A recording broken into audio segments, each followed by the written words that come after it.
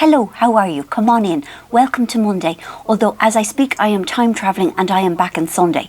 And I hope you're well, and it was lovely to talk to you all last week and to hear back from you and how you're all getting on.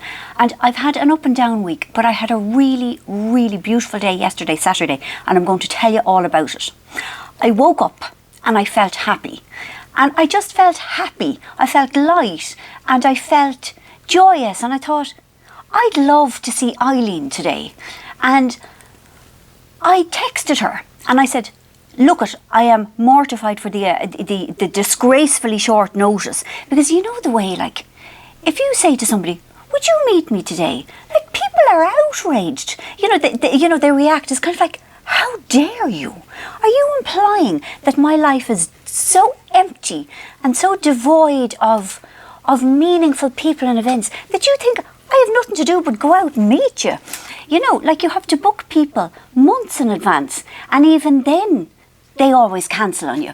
So I texted her and I said, look, I know it's disgracefully short notice, but is there any chance you'd meet me in town today? No, I did actually say, would you meet me for lunch? But I don't like that phrase. I find it very ladies who lunch sort of a thing. It's a bit Chanel handbags. It's a bit I have nothing else to do. But we were ladies in a way, and we were meeting at 1 o'clock and we were proposing to eat. So I suppose technically we fall under that description, but we are not those types. So she said yes.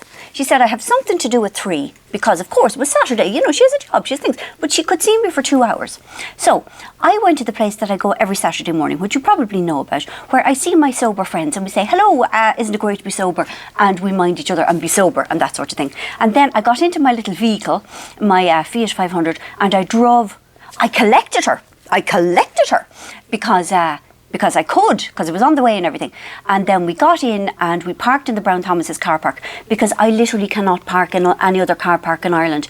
If I drive into town and the Brown Thomas's car park is closed, I have to drive home again, because there are other car parks, but I don't know how to get to them, and I am afeared of their corners and their bollards and their pillars and things. But mercifully it was open, and we went in and we sat down and we had our lunch and we talked a bit about, you know, parents dying and stuff.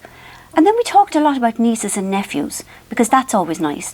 And we talked a bit about makeup, because she was going to get her makeup done for an event. And then we went downstairs and we looked a bit at the jewellery in Brown Thomas's. And then she went off to do her stuff. Then I would backtrack a little bit. During the week, I went into a blind panic about these gala events on the Queen Mary that I'm going on Wednesday, because my default position is one of inadequacy and being wrong. And so I looked out the formally glitzy gala dinnery sort of dresses I had, and none of them fit me anymore, because I don't live that sort of life.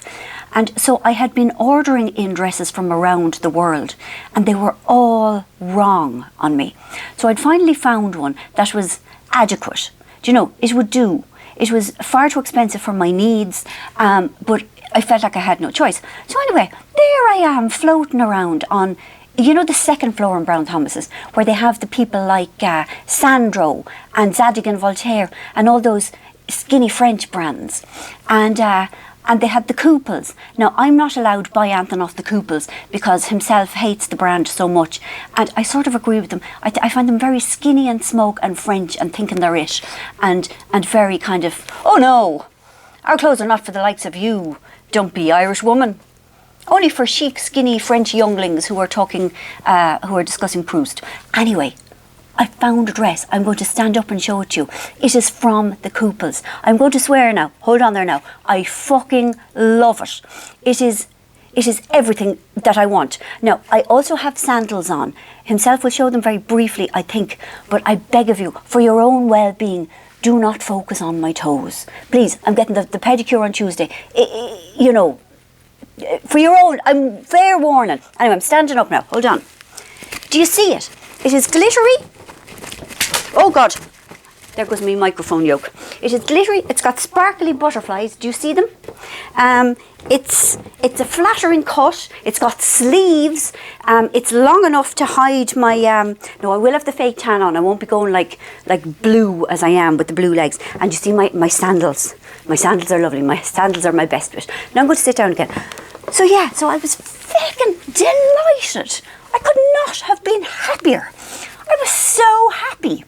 So I got into my little vehicle and I headed for the home, and I was caught in awful traffic, something to do with the rugby match. And so I rang himself, not because I'm codependent, but because I was really bored. And I said, I'm on my way home now, just pretending that I was just giving him information, but I just wanted to chat. So he said, that's great, lovely, I'll see you whenever. And then I'm nearly home, and it was a long time later, and the phone rings. Now, I will say, my phone, I don't pick it up or anything. My phone is attached to a thing in the car. I'm a very responsible driver. If my phone was in my bag and ringing, I wouldn't pick it up. Just so we're clear on that, so that nobody has to get in touch with me and tell me to cop on. So the phone rang again, and I see on the display yoke on the car that it's himself. And you know, the minute, like I thought I was talking to him only 6 hours ago when I started off this journey coming home. Why would he be ringing me? And then my instant thought, either he's had a heart attack or somebody is dead, because that's the way I am at the moment. Everything feels full of ominous portent. And he says, how are you? And I said, what's wrong? And he said, no, nothing's wrong, just checking that you're on your way home. And I said, yeah. And he goes, I've news. And I thought, this sounds really nice. And then I said, did Watford win? And he said, no, it's not that. Anyway, it was a draw, we were crap. He says, we're getting visitors. And when he says that, I mean, the only visitors I would be interested in is Hannah. So I arrive home just before Hannah does. And Teddy and Susan and Bubs, the dog, as well. And it was the perfect day. Do you know, it was the perfect day. Like, lovely people. And Hannah is just, she goes from better to better. Now, Teddy hasn't been well. And seriously, you could have powered all of Dublin, electricity-wise, from the heat that was coming off the crater.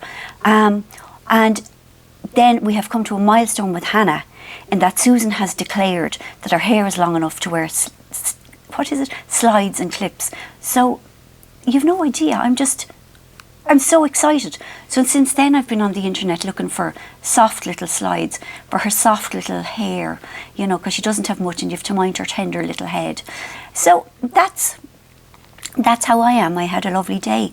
Now, it is Sunday morning, and very shortly himself and I are getting in the vehicle to pick up OV, and we are going into, where is it? Did you say the National Concert Hall? The National Concert Hall, because Redzer the Elder is singing in a choir. Redzer the Elder has thespian notions, tendencies, and now and again we go to see him in yokes. And then Redzer the Younger has thespian phobia. He would like to be out with Hurley, breaking the skulls on the opposition team, but he'll be made to come to the peace proms instead. So anyway, I love them.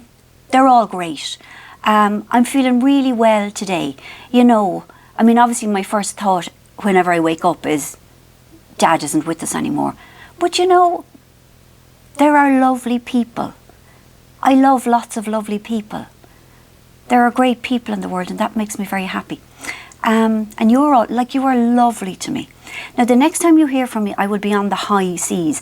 I don't know what is particular about high seas. Maybe I will be just on regular level seas, but I will be on the seas, on a boat. I don't know how the Wi-Fi will be, but we will do our level best. And if we can't do films, I will do photos and commentaries, and I will try and, yeah, you know, keep you up to date on everything. Thank you. I hope you're well. It's February. I personally hate February, but a lot of people like it. So, and I am happy for you. I have no ill will. I bear you no ill will.